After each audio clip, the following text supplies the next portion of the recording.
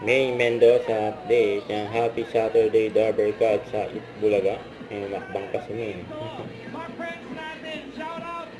Shout out ka sa studio. Meron pa sa Tasman.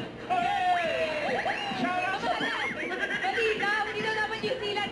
City dapat. Hindi ko sinataw nila. Shout out sa mga taga-City. Ano ba po?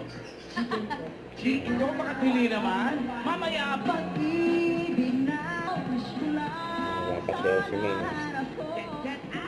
Babalik pa na.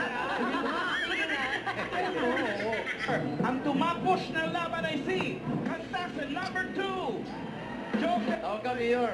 Mayor. Mayor. Mayor. Mali. Ayaw talaga tumakbo. Sinong ating Dabber Cats, Ninong? And that's Bossing. Ayan. Sino ba? Nakakita na ni May. Si Bossing. Nagsasobrang ka ba? Swerte na studio. Yan, no? Boxer ni May, no? Core bench. Ganda na ganda eh. Balin. Grabe yan, no? Gagsondo. Saka number 3 ang electric fan. Ninang Main. Naka-strike. Ayan, proposing pa si May. Number! Wala. Eto siya. Bossing. May. Nag-perform si Bossing. May ng Bossing. Nanalo ng 5,000.